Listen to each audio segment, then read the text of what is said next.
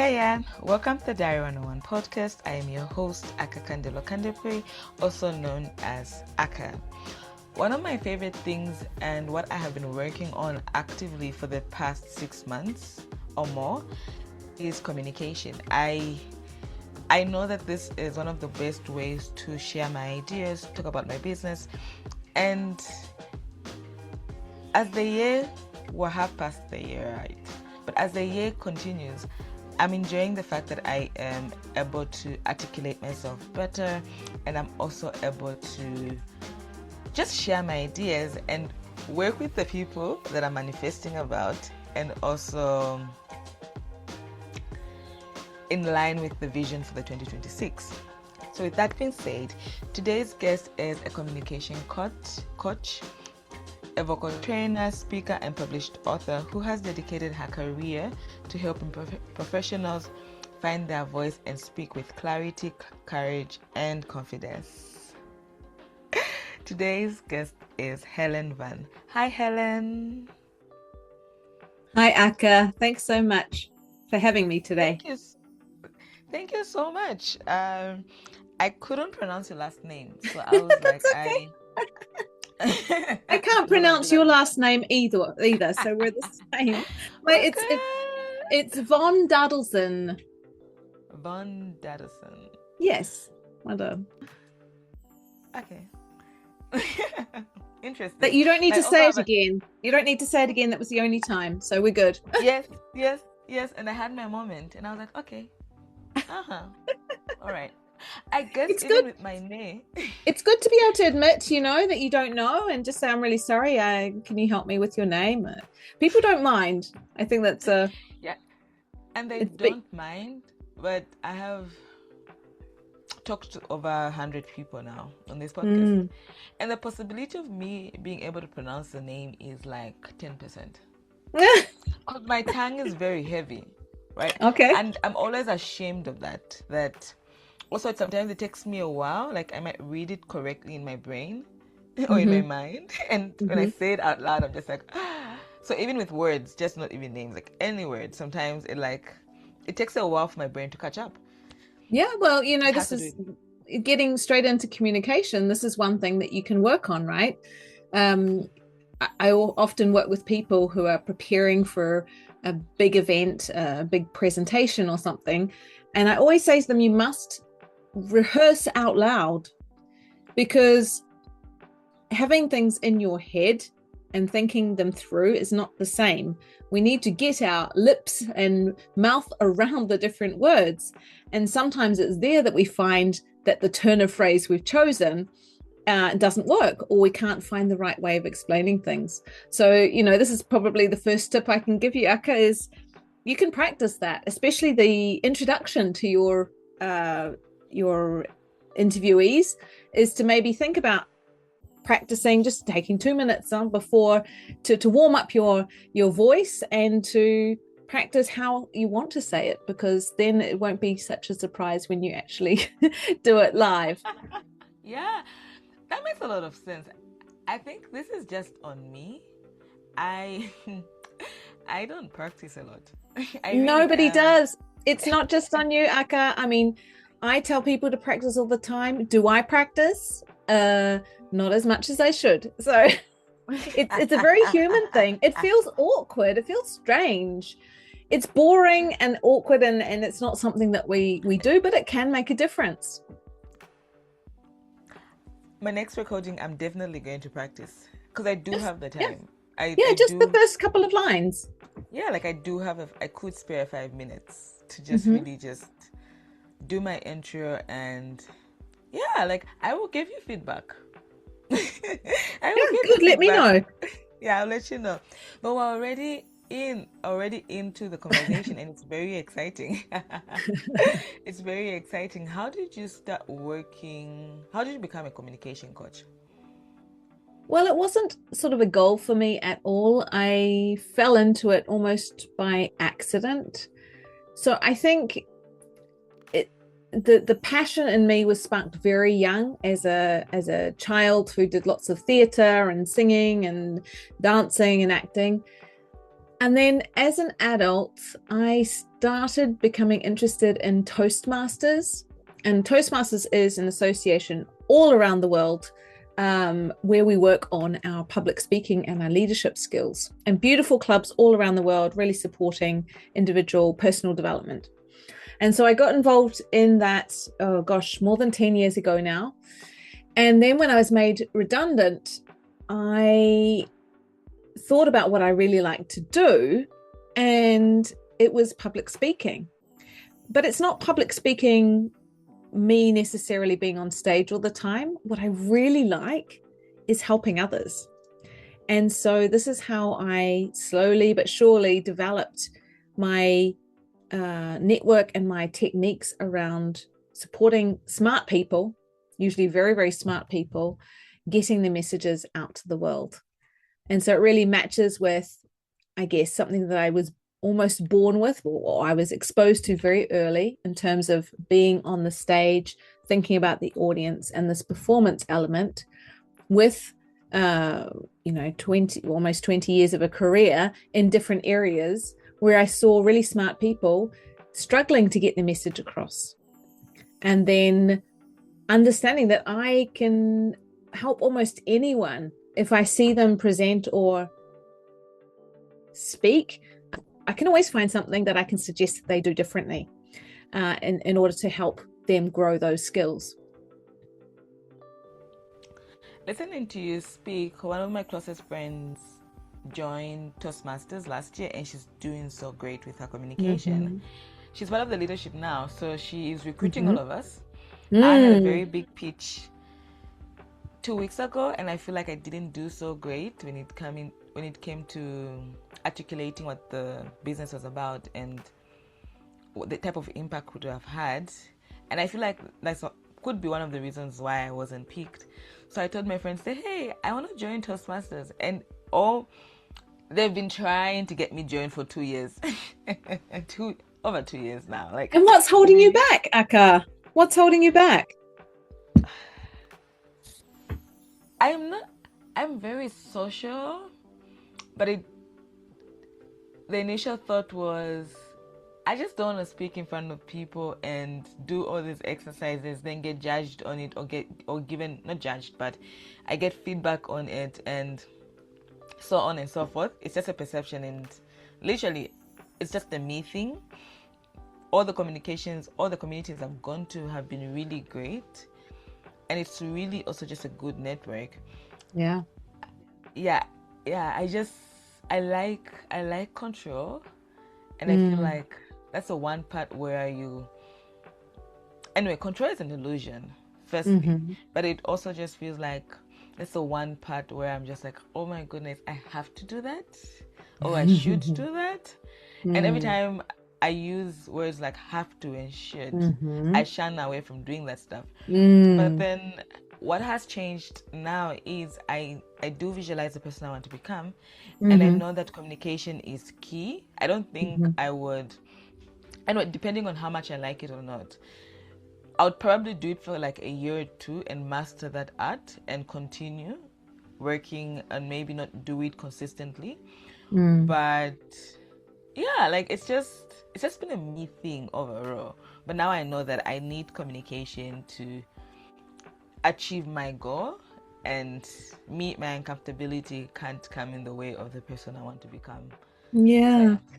I mean, I think what's important to recognize there is that communication is really the best way to connect with the world and connect with others. And knowing that it is also a skill that you can build. It's like a performing art. So anything where you have to play a musical instrument or dance or sing or anything like that, you have to do it to get better. So you can read the books, you can watch the videos, but you actually have to do it. And that is the great thing about places like Toastmasters, because you're doing it in a safe space. You'll get positive and constructive feedback of how to slowly but surely develop those skills in the right way. So I understand the hesitation of not wanting to go and be judged and having to follow the program. But honestly, even if you go to the meetings and don't really progress in the education program, you are getting stage time. And stage time is really important. The more you do the thing, the easier it becomes, and the more you develop your own individual style. And it's like working a muscle. You have to do it. You have to actually do the reps to build up the muscle. It's the same with communication. You have to try, you have to get up and do a not so great pitch, for example, and then reflect, why did that not work so well? And getting other people's feedback can be hugely, I mean, it's transformational really for some people to be in that safe space and to learn and get that feedback. So maybe you will find the time and the right club for you to go and take that next step, because it really is. I mean, I've been there 11 years now, and people say, why do you stay there? And it's really the network, and it's a place for me to continue to build my skills, because I don't think we ever stop learning. There's always something new to do, something to try, a different style. I'm definitely joining it. Yes. Like I mentioned. Sold. There was my pitch. It worked.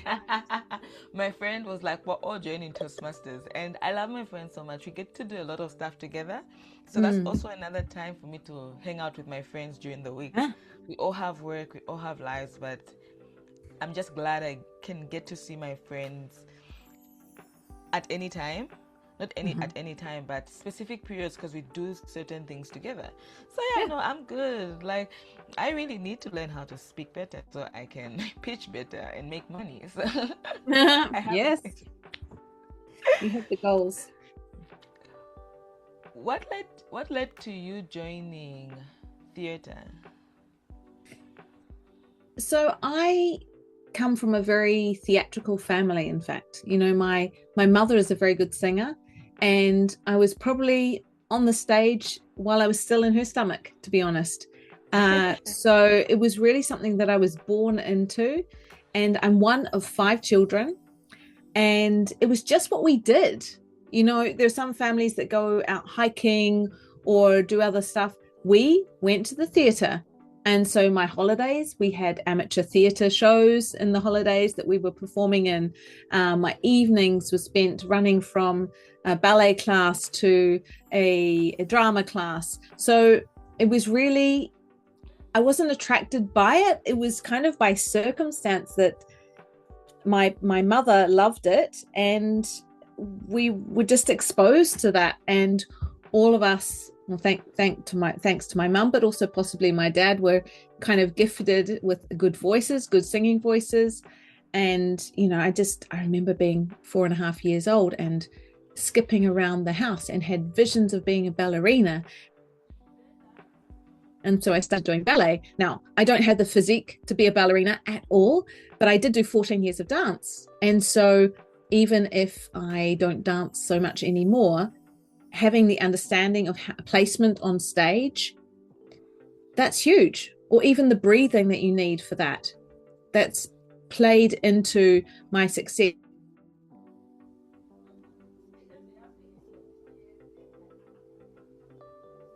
in business as places of your work. So it wasn't intentional to be in theatre, but I must say I've gone intentionally back into it. And now I'm involved in improvisational theatre, which is a whole other challenge and something I really didn't like when I was a child. But it's a real stretch of a test of trust in myself and a challenge to get out of my head and go with the flow and be creative. So I love that. And that I've done intentionally, and I make special efforts to make sure I make my improv classes. We don't really do classes, it's more a play. We play each week. So yeah, that's my story there. What are some of the lessons you learned while you were in theatre, and how has that translated in the work that you do? So I think one of the big things that I learned without even realizing I was learning it is to be audience centric.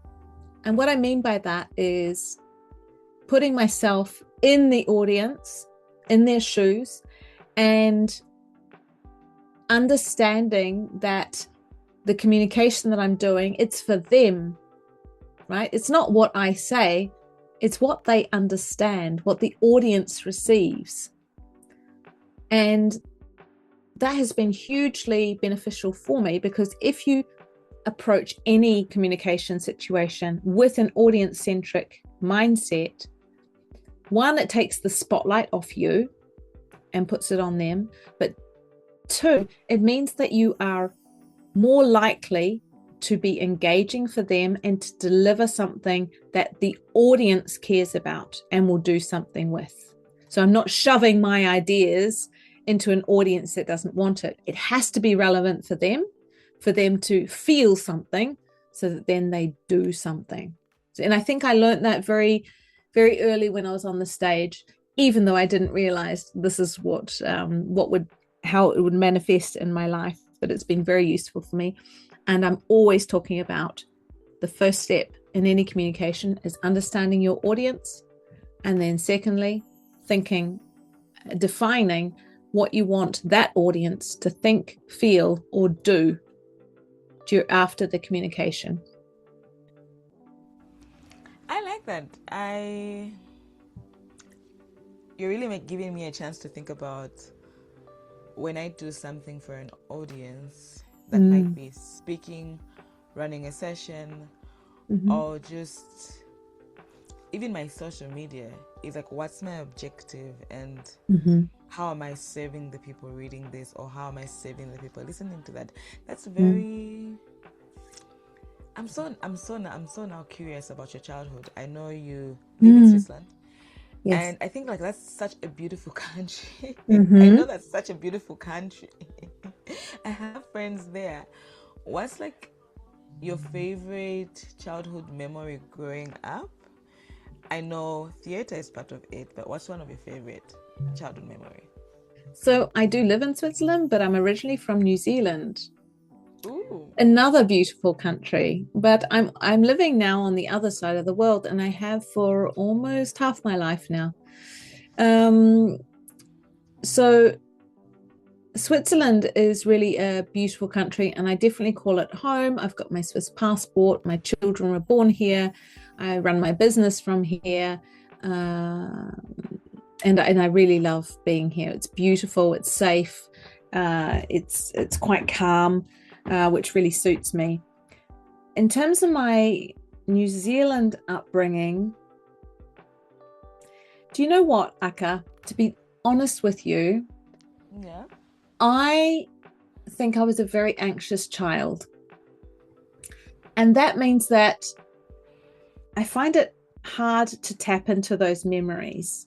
I do have some, but because I was so anxious, I was often in my fight or flight part of my brain and not being very present. So if you're a worried child or adult even, you don't live in the present so much. You're always thinking about what's next and what might go wrong. And I think what I've understood over time is that means that those moments were less imprinted on my memory than for other people. So my sisters, for example, refer to this or that situation and that person, and I have no idea what they're talking about. And I really think it's because I was so anxious and nervous about everything. So it's difficult for me to answer your question. I remember, moments of, it's more feelings that I remember rather than clear memories, right? So being one of 5 children, I remember sitting around the dinner table and, we needed to finish everything on our plate, for example. I remember often being late or running around, being taken from here to there, but with 5 children, can you even imagine? I've got 2 and I struggle with them. So it's more feelings of busyness, always going from one thing to to another thing, which, you know, I think is fabulous because it's really broadened my horizons and allowed me to be successful in my life because I had all these experiences.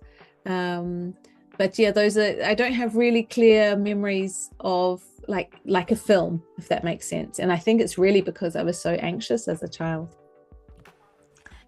That makes a lot of sense. I think there's a period of my life that I was actually periods of my life, not all of it, but if like a year or two, but in different dimensions where, for example, 2018, I was such an anxious person and a lot happened. We lost a lot of our family members who were so dear to us. I don't remember anything that happened. So I've also realized I'm an anxious person, but I'm in a better space now because I found a way to always find stillness and comfort and peace in everything I'm doing. But there are moments where somebody would ask me about something and I don't remember. And it's, I think an ex was like, we had this conversation. And I'm like, I don't remember. And I think he's the one person in those seasons that saw me at my different points of my life where I was very anxious, even including university. And he would be like, this happened. Or we talked about this last night.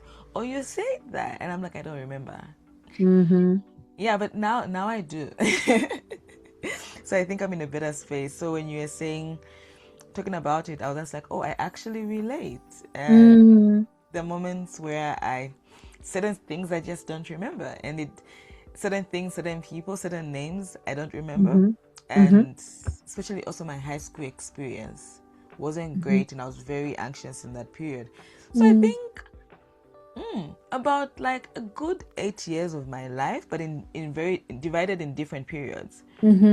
I was anxious and I don't remember certain aspects of it. Yeah, it's so interesting. Yeah.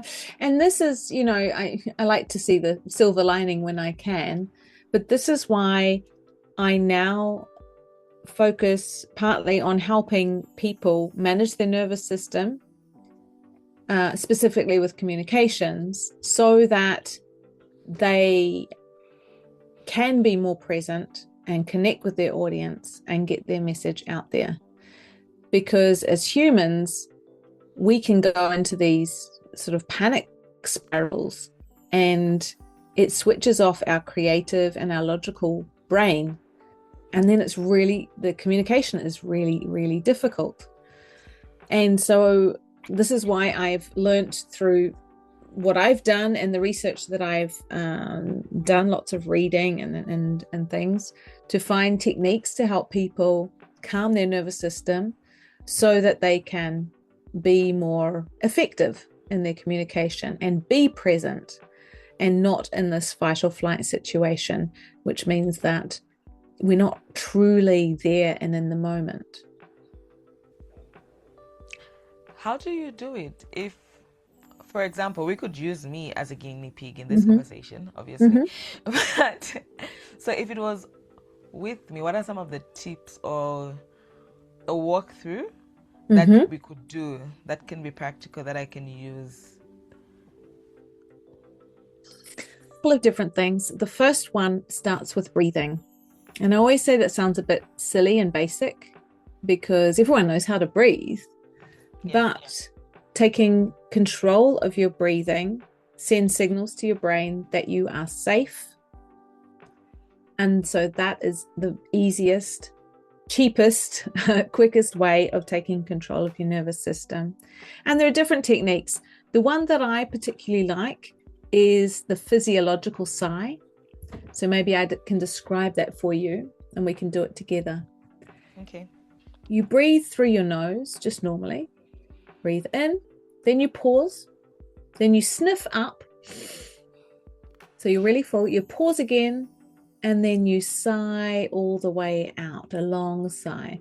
Ah. So we'll do it together. I know that one. You know this one. Good. Yes. So this is something you can do 2 or 3 rounds of. So it takes not even 30 seconds. And it sends signals. It slows down your heart rate. It makes you feel calmer and more in your body. So that's the first one I would do. And then the second one, I would pair that with some sort of grounding. And this is, again, getting into the body. So you can do something visual or oral or touch or even smell. So the easiest one, I think, is, touching the desk that your computer is on, or a pen that you're holding, but really feel it. Is it warmer or cooler than your hand? Are there ridges on it, or is it smooth? So again, you're getting into your senses and stopping that brain that is in a fight or flight, is really scared of the reality, actually scared of a life or death situation, which is how it's interpreting it. So that's the second one. You can always also use feeling your feet on the ground or in your shoes, your bottom on the chair, whatever it is, to get you in your body. And you can do this without anyone noticing, and as you're breathing, so you can kind of stack it on.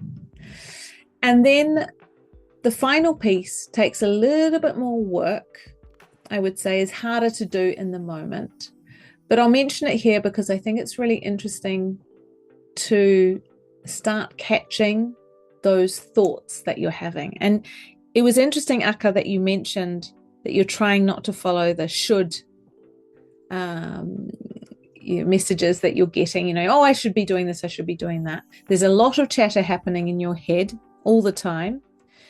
And some of this can be very damaging to the way that you show up and then communicate in the world.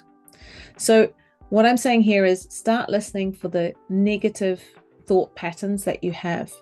It could be, I'm not good enough. Yeah. I'm not a natural communicator. They will see I'm nervous. They know more than me. So all of these negative things that you're telling yourself that feel very real, because you've potentially been telling yourself this for a long time, start listening out for them. Start noticing them, write them down. And then when you're feeling in a particularly positive, go-get-it attitude, you can sit down and think critically, but kindly, which of these are useful? Which of these are kind? And if they're not useful or kind, what could I be saying that would be more useful and kinder? Right? So you can start reframing them. And this doesn't happen overnight. This takes time. But already starting to recognize and write down these negative thought patterns can be really helpful. And then as you go on, you will catch them quicker and then reframe them in the moment. Oh no, I can't speak in public yet. Adding a yet. I'm not ready. I haven't practiced. Well, I've chosen to do this even though I'm not even though I'm still learning, right? So you subtly change them and even eventually come up with a mantra or something to help you get into more of a positive mindset. Because what we tell ourselves, the way we speak to ourselves, can really change our mood, and people feel it. And we can actually stop ourselves by listening to those nasty soundtracks that we can have on repeat in our head. So how do those resonate for you, Aka? Do you use any of those? I actually do. So I use an app called Balance. Mm-hmm. Yes, I've been using Balance for like 3 years now. Yeah, I've been using Balance for like 4 to 3 years now. Mm-hmm. And I do spotlighting, the breathing work. Like they have meditation for everything. So Balance is a meditating app where you can meditate every day with guidance, without guidance. And you can go through different sessions or courses. It's different when you pay for it and when you don't pay for it. I pay for it and I get really good sessions. I feel like it's cheaper than therapy. So. Yeah. It's not the same, but we can do a lot. It's not the same. But I know that with my therapy, one of the main concerns was always my forgetfulness, my anxiety, that at one point translated to panic attacks. So we knew that it was getting extreme. So meditation is like such a key thing for me. Even just my routine on how I spend my morning is such a key thing. For example, today I just jumped right into work. I did do my routine, but very quickly. So I feel off balance. So it's a lot of those things together. And balance is just, if at any point I'm anxious, if at any point I'm overthinking, I play one of the singles and it walks me through, it calms my nerves. Yeah, it really does work 90% of the time. Yeah. And also, but we need to do it. We need to do it purposefully, right? Because life is so busy and we're all go. And as you said, it's really important to take those moments to be still, to be calm, to regulate our nervous system. And then we can be so much more productive and effective in the world if we're properly regulated. But it's so easy to forget because you're thinking about the doing, the busyness of it all. But in fact, it's like putting on the oxygen mask before helping others. This is our way of being the best version of ourselves, to be calm and creative and connected to ourselves and the world. So that's great. I don't meditate as much as I should. It's like the practice, right? We should all be practicing before we speak. We should all be meditating. But I do rely heavily on good breathing. No, we all breathe, but you need to learn how to breathe. Yeah, I read that somewhere, but we all breathe, but there's another way of breathing, and balance does it for me. Thank you so much. I think I will implement the third one, which is when I'm in my thoughts, I should write down those negative thoughts and notice the negative patterns. Then when I'm in a more positive space, I should go back to what I wrote down and just see exactly why I was thinking that and how can I reframe it. So I'm definitely going to do the third one. And I hope anyone listening does. Yes. There's a great book that I refer to by Jon Acuff called Soundtracks. And he talks all about the overthinking that happens in our brain and how to stop those negative spirals. So that's a recommendation for that book. I really, really enjoy it. Soundtracks by Jon Acuff. Jon, Jon. Yeah. I think I'm going to a bookstore after this. Just check some books. I am such a reader, so any chance I get to buy a book, I'm happy. Yeah, it's a good one. It's a very good one. Sounds good. Helen, so what are the most common mistakes professionals make when they speak? One of the biggest mistakes that professionals make, and it's kind of a misconception, is they speak too quickly.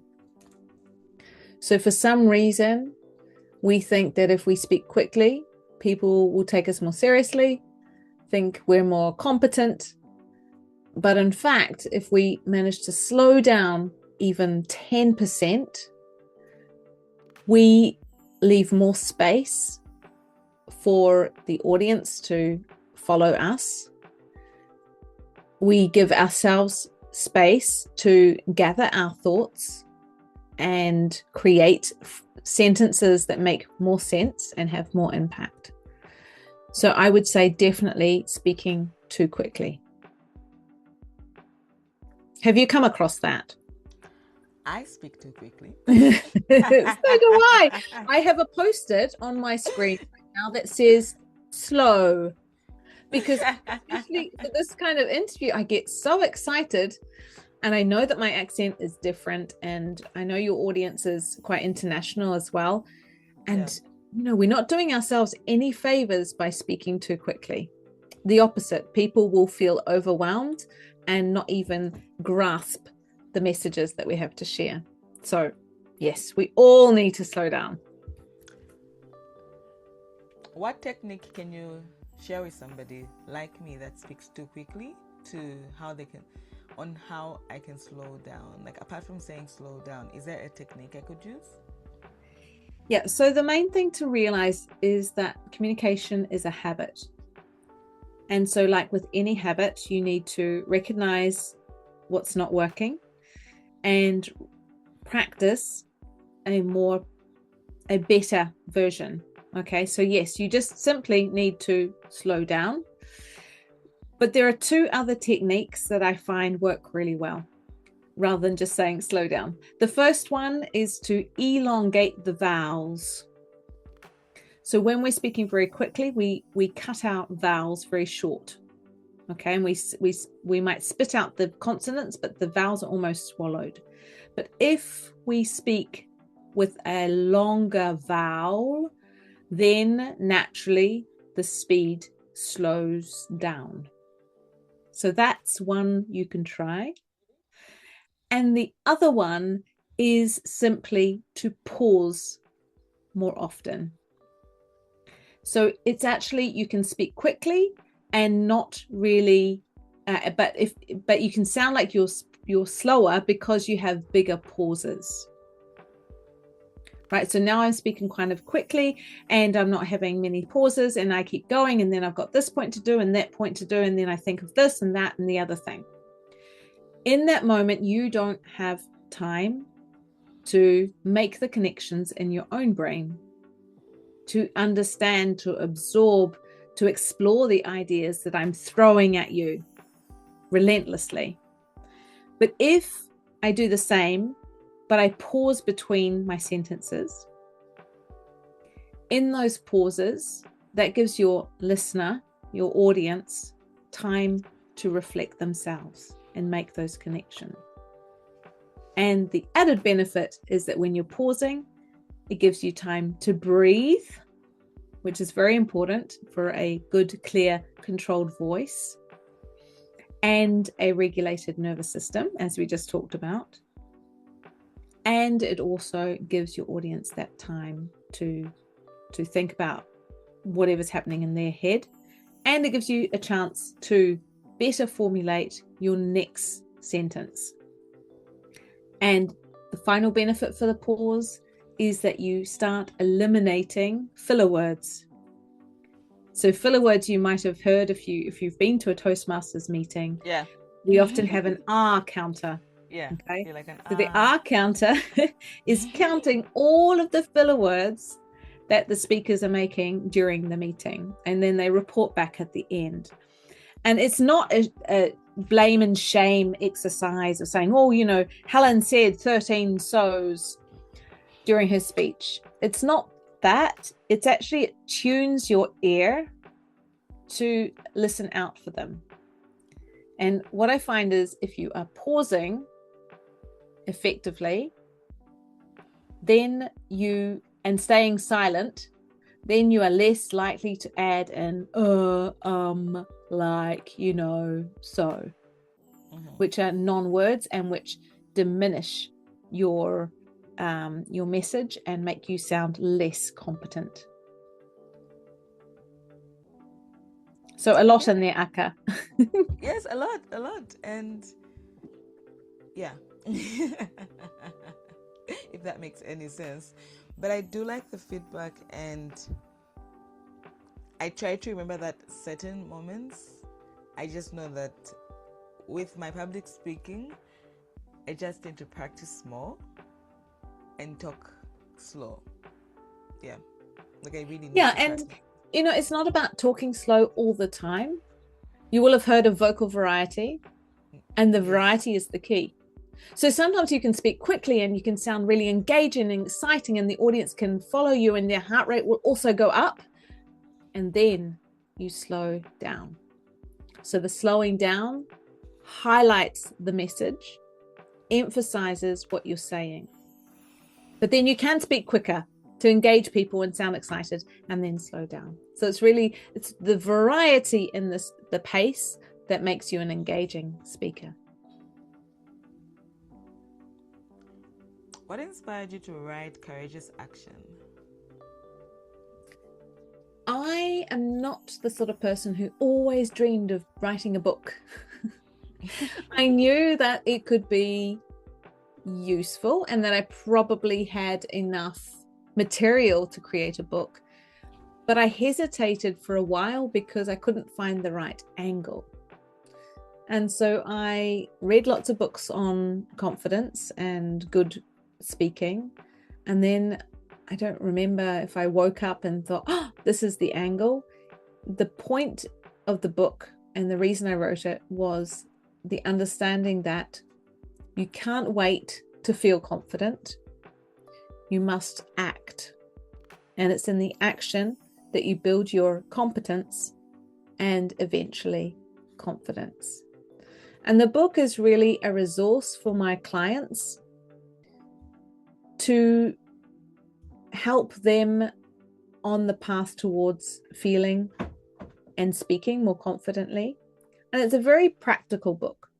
So we talked already about the importance of practice, good breathing techniques, grounding techniques, mindset shifts. All of those techniques I discuss in the book. And what's really important in the book is that there is space for reflection, for celebration, and for actually noting down what you are doing, so the actions that you are taking. I like that. I think that we should all be courageous in whatever we're going to do. And it's great that you have a book, you've written a book on what that might look like for an individual and the active steps one can take. Mm-hmm. I had a guest a few weeks ago and he said, all you need is just courage and boldness. Well, easier said than done when your body is screaming at you, danger, danger. True. And that's why I think this is so great, because then whoever is listening to this can actually just get a book that will help them step by step on how they can become courageous, and slowly their confidence will boost up. Yeah. What's your favorite thing to do now? Currently, like, what's one of your favorite things to do? Oh, one of my favorite things.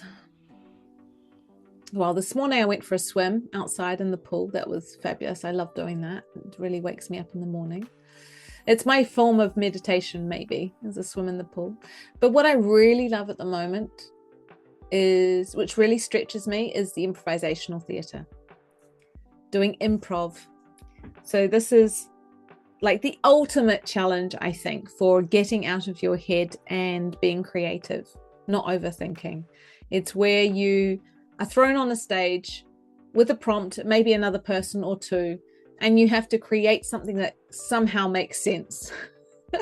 I mean, it really is such a challenge. And why I love it is it has helped me trust myself more in my abilities and in being in the moment and getting across sometimes silly ideas and entertaining the audience, and then also supporting my fellow players. So that's what I love doing at the moment. It really it terrifies me, but it inspires me as well, and I love doing that. Have you ever tried Aka, improvisational theatre? I think I tried it at Toastmasters. Ah, yes, the table topics. Mm-hmm. Yes. Table topics. Yes. A mini speech on a prompt. You have to speak for 1 to 2 minutes, yes. And you don't have any time to prepare. How did that go? I spoke really fast. Okay, and that's because you were nervous. Your heart rate was going, and you just wanted to get off the stage as quick as possible. I'm always like, I'm in and out, guys. I want to leave. But it was so much fun. I think I'm a very imperfect person. I can just say, oh my goodness, I'm going to get this done, or I'm just going to do the most random things today. I used to do that as a kid a lot. And that's one thing I miss about being an adult. Like, my days are really scheduled and on the calendar. That sometimes I'm just like, oh, I know I have a list of those things to do, or I could do that and say, oh, I have a list of those things to do, but I'll just stay in bed, or I'll take a walk, or go to the museum. Yeah, I'll just go I'll go to an art show. So yes, I think that's such spontaneity. You know what you could do, and I have a friend who does this, is when she needs something that's going to boost her mood, she has a list, because sometimes in the moment it's hard to think, but you can start a list of places that you want to go or things you want to do that you can do spontaneously when you have a moment, so because sometimes in the moment you're like, you don't feel very creative, or you can't think of the thing that you wanted to do. So having a list could be a good one, ready to go for those moments when you do have an extra half an hour or hour, where you can sort of be more spontaneous in your life. To be honest, if my friends listen to this, they're like, but you're super spontaneous, like you do the most random things. I just think I don't do it enough. Like, I know I don't do it enough like I used to. So I do miss that freedom I had initially. Now it's more on, I have to work. But I will make that list. I do know the places. I would end up at probably an art gallery, a restaurant, a bookstore, a museum. Yeah. Like, those are my places. I never bump into people there, so that's one of the reasons why I go there. Oh, nice. Now people know where to find me sometimes. Excellent. You work with a lot of people cross-culture. How do you approach your work when you're working with them? Or what approach do you use? So it's very much, again, them focused. So before working with someone, I take the time to understand their challenges and their dreams in communication. And I'm naturally quite sensitive person. So I'm able to, I think, understand what's behind what they say or what they don't say. And I think that's really helpful in a cross-cultural environment. So being in Switzerland, being Anglophone, I work with a lot of people from so many backgrounds. I mean, I'm near Geneva, and it's really an international hub, because we have the United Nations here and WHO and many of the international organizations like FIFA, UEFA, the International Olympic Committee. So there's huge international community, and if any event I go to, there's probably, I don't know, at least with 20 people in the room, there's probably at least 10 different languages and probably double as many nationalities. So it's something that I've had a lot of exposure to and really enjoy, actually, working with different cultures. And I think because I listen carefully, and I have a sense of a sensitivity to people, I take them where they are. So we all come with a whole lot of baggage and treasures from our different cultures and our experiences, and I pay attention to that in how I approach the coaching, seeing how far I can push someone or not, building the techniques gradually as we go, giving more direct or less direct feedback and challenges and all of that. So I really take it from the individual, where they start and where they are. And so there's no cookie cutter approach. And I think that's really important when we're working across cultures and with people, actually, because we're all so different. What does it really mean for one to find their voice? So there are two ways of thinking about the voice. One is finding your message. So what you say, how you say it, what you stand for, the value you're giving. That's one way. And the other way is the physical, the sound that you're creating. And I think they're a little bit different, but they're related.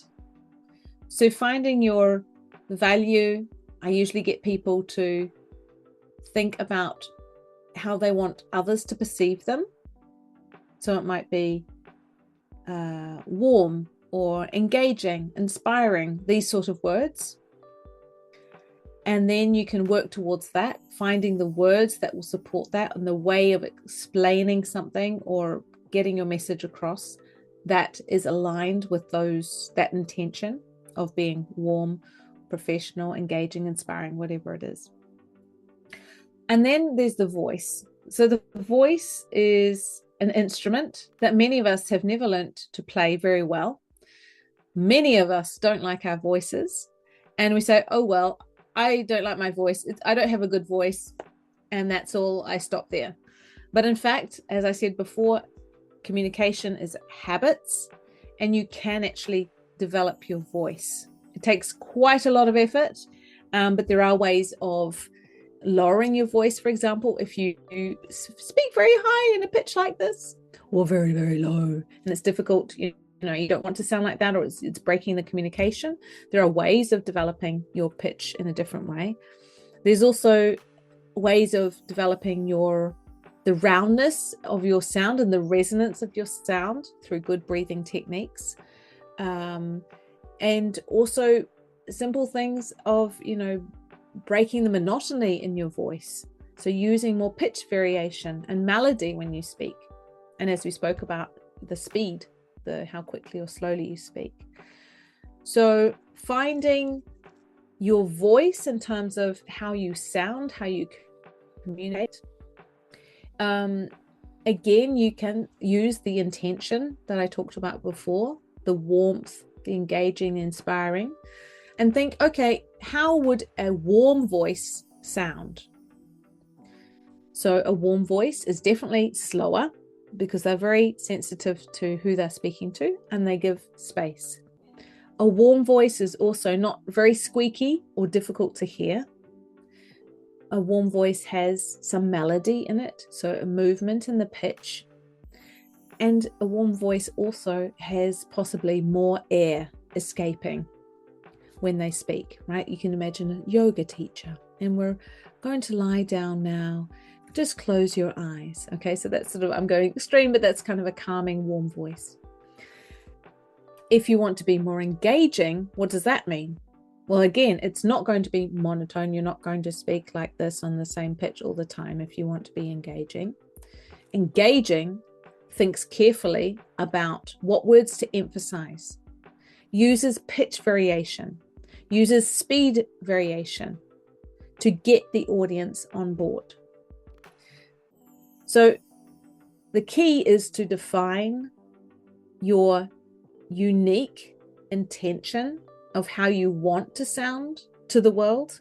And this can be different for different situations, right?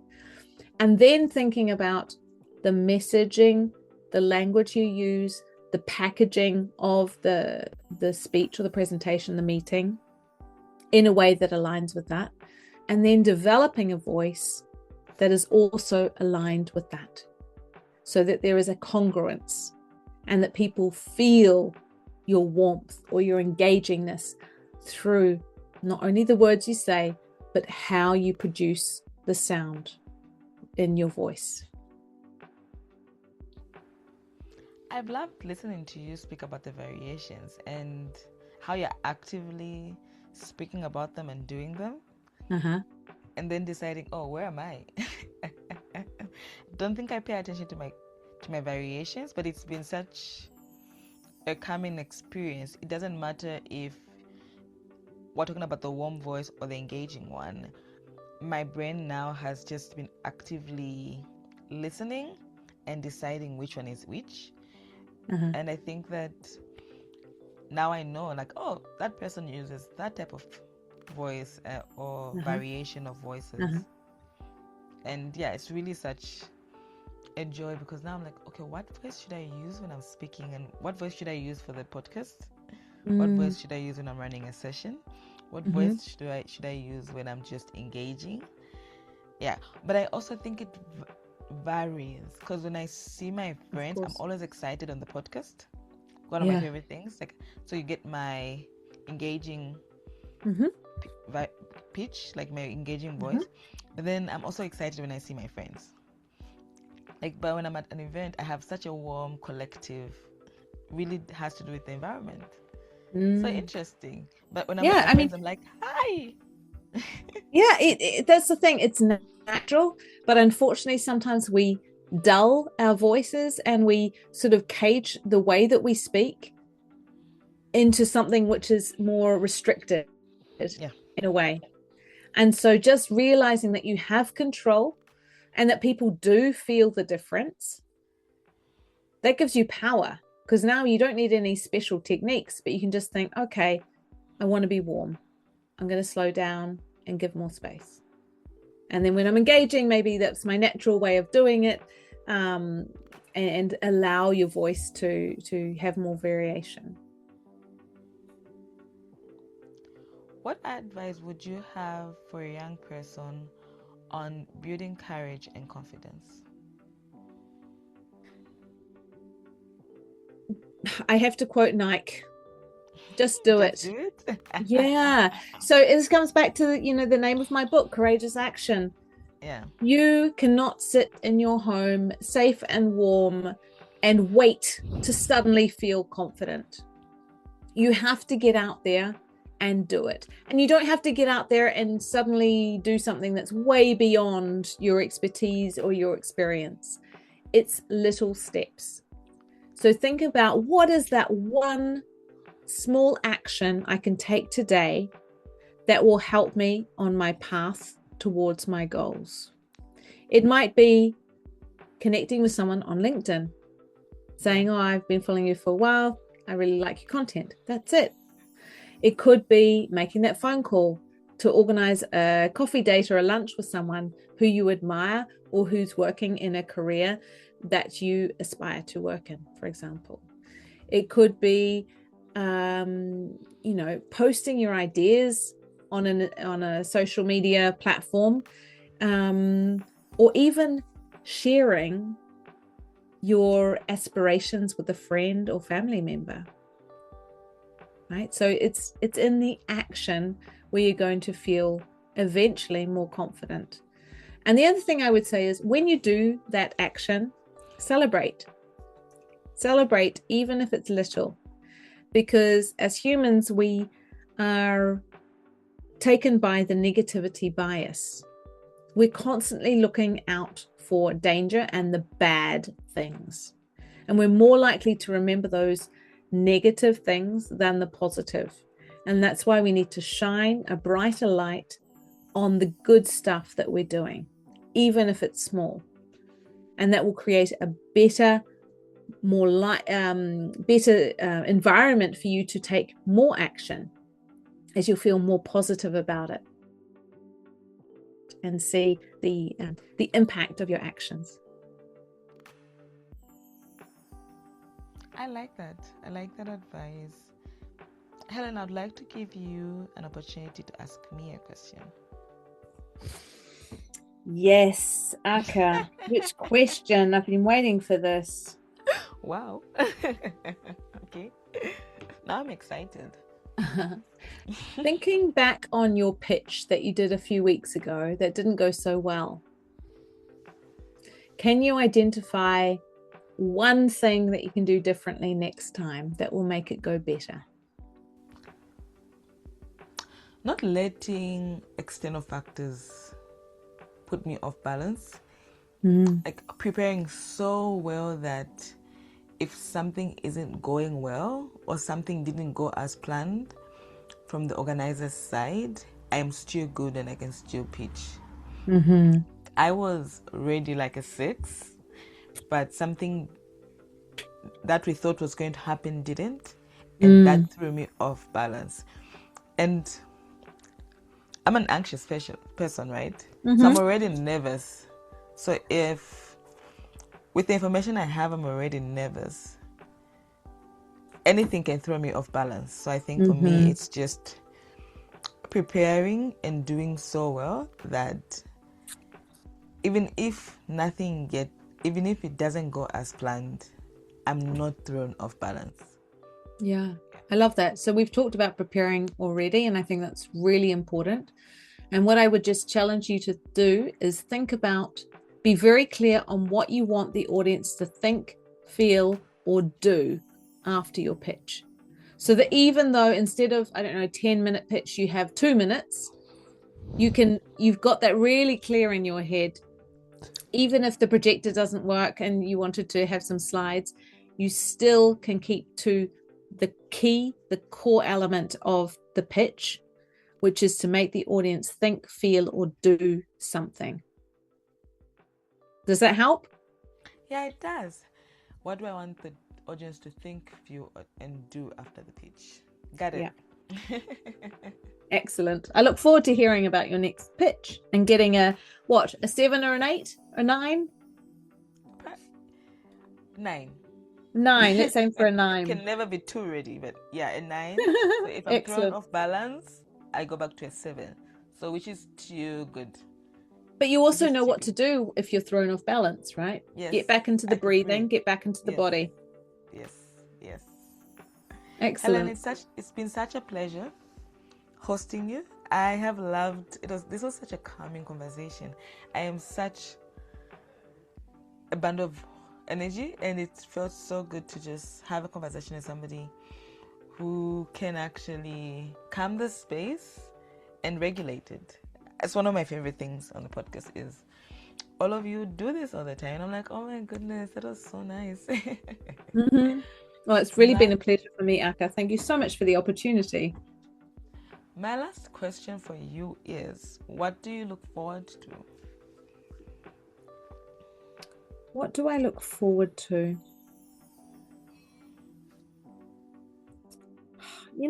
Aka, I'm the sort of person who doesn't have long-term, big, audacious goals. I sort of like to cut things up into more manageable, bite-sized pieces. And so I guess what I'm looking forward to right now is spending some time with my family in New Zealand. I'm going there in a couple of weeks' time, and I haven't seen them for 2.5 years. So I'm really looking forward to spending some quality time with my mum and my dad and my 2 sisters and their families. Even though it will be winter and I'm leaving a beautiful summer in Switzerland, I will cherish those moments, even if it's rainy and wet. I like that. Helen, thank you so much. I hope you enjoy your visit and family time.